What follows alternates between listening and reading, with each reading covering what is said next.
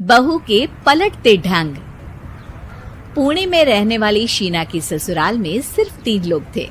इस वजह से घर में ज्यादा काम नहीं होता था, तो वो दोपहर तक अपना सारा काम खत्म कर लेती थी। लेकिन उसके बाद वो बोर हो जाती।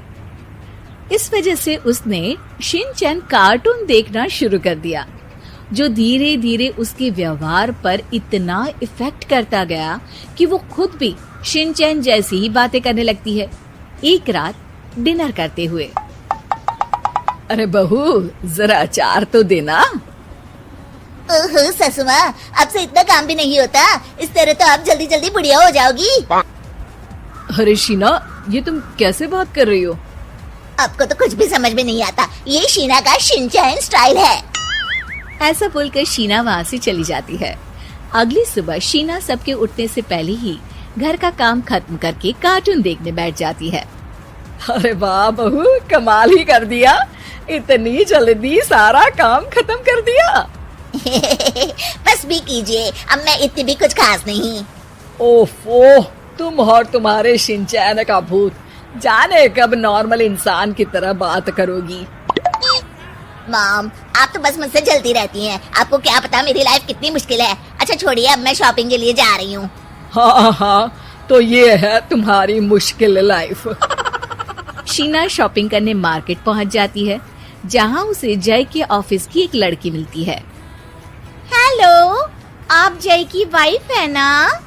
हेलो, मेरा नाम शीना है। मैं 26 साल की हूँ और मुझे शिमला मिर्च बिल्कुल भी पसंद नहीं है, पर शिमला जा सकती हूँ। हाँ। शीना की बात सुनकर लड़की आगे कुछ बोले बिना वहाँ से चली जाती है। कमाल है, आजकल के बच्चों को इंटेलिजेंट लोगों से बात करना आता ही नहीं। शीना शॉपिंग करके घर वापस आती है, जहाँ सास और जय साथ बैठकर आइसक्रीम खा रहे होते हैं। मैं कितने मतलबी लोगों के बीच रह रही हूँ। एक छोटी प्यारी बच्ची के बारे में सोचे बिना सब आइसक्रीम खाने बैठ गए। अब इतना नाटक करने की जरूरत नहीं है। तुम्हारी आइसक्रीम फ्रिज में रखी है, खा लो। आइसक्रीम, मैं आ रही हूँ। इसी तरह दिन बीतते हैं।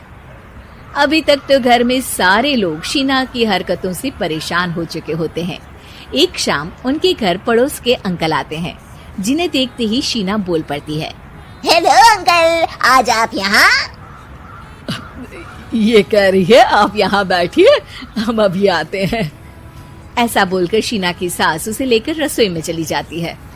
अरे वो तुम्हारी पापा की उम्र के हैं, उनकी इंसल्ट तो मत करो। आपको तो बस अपनी ही खुशी दिखाई देती है। शीना के ऐसे बोलने पर सास हैरान रह जाती है और शीना बाहर आकर अंकल से कहती है, तो अंकल, आज आप क्या लेने आए हैं? या फिर बस सासू माँ को देखने का बहाना चाहिए? वैसे ये इतनी भी अच्छी नहीं है, पूरा समय मुझे डांटती रहती है और कभी कभी तो खाना भी नहीं देती। अंकल हैरानी से उसकी ओर देख रहे हैं। तभी उसकी सास वहाँ आती है। अरे शीना, इतना झूठ मत बोलो, मैंने कब तुम्हें खाना नहीं दिया? अरे ऐसा बोलोगी तो तुम्हें आज रात का खाना सच में नहीं मिलेगा। देखा, मैंने कहा था ना, बच्ची पर जुल्म करती है। आप मुझे अपने घर ले चलो अंकल।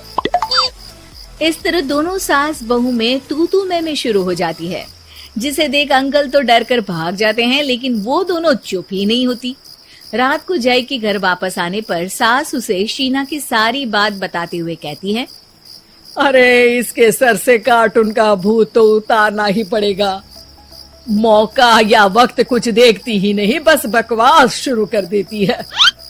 बात तो आपकी सही है, पर क्या करेंगे? अरे कार्टून देखकर ऐसी बनी है तो इसकी कार्टून ही बंद कर दो। हाँ, कार्टून बंद करके कुछ समझदारी वाली चीजें दिखाते हैं। जियोग्राफी दिखाना शुरू कर दो ना, क्या पता कुछ अकल आ जाए। हाँ, नाइस आइडिया माँ। इस पर जय केबल टीवी पर ज्योग्राफी छोड़कर बाकी सारी चैनल बंद करवा देता है, पर शीना भी किसी से कम नहीं होती। ओहो पतिदेव, अपने आप को बहुत स्मार्ट समझते हो। शीना मोबाइल पर YouTube ऑन करके उस पर शिनचैन देखने लगती है। शीना की इस स्मार्टनेस को देखकर जय तो बेचारा सर खुजलाता ही रह जाता है। हमने इसे जरूरत से ज्यादा अंडर एस्टिमेट कर दिया, अब क्या करें माँ? अरे इंटरनेट बंद करवा दे बेटा। शीना को कार्टून की दुनिया से बाहर निकाल वापस इंसान बनाने के लिए अब जय इंटरनेट भी बंद करा देता है, जिससे शीना परेशान हो जाती है। सब मेरी खुशी से जलते हैं, पर अब क्या करूं? शीना सोच में पड़ जाती है, लेकिन कोई आइडिया नहीं मिलता, जिस पर मजबूरी में वो ज्योग्राफी देखना शुरू कर देती है। लगता है अब कुछ ही दिनों में इसके सिर से शिनचैन का भूत उतर ही जाएगा। हाँ बेटा, उम्मीद तो यही है। दिन बीतते हैं और घर में सब शीना के बोलने का इंतजार करने लगते हैं, लेकिन शीना टीवी में ऐसी खो जाती है कि उससे पूछे सवालों का हाँ या ना के अलावा और कुछ जवाब ही नहीं देती। देखते ही देखते हफ्ता बीत जाता है, तो सब्र का बांध तोड़ते हुए जय टीवी बंद कर खुद ही शीना से बात करने बैठ जाता है। क्या बात है शीना, पहले तुम ज्योग्राफी देखने को तैयार नहीं थी, और जब देखने बैठी तो इसके आगे किसी चीज की कोई सूध ही नहीं, ना किसी से बात करनी, ना घर का कोई काम। अरे माँ कब तक अकेले सब कुछ संभालेंगी? अभी भी तुम्हारे सर से शिनचैन का भूत उतरा कि नहीं? जब मादा भालू नर भालू से बात नहीं करती, तो वो उनका ध्यान अपनी तरफ आकर्षित करने के लिए बिल्कुल यही हरकत करते हैं। तुम नर भालू हो। शीना के ऐसा बोलते ही जय और उसकी मम्मी एक दूसरे की तरफ देख सर पकड़कर बैठ जाते हैं।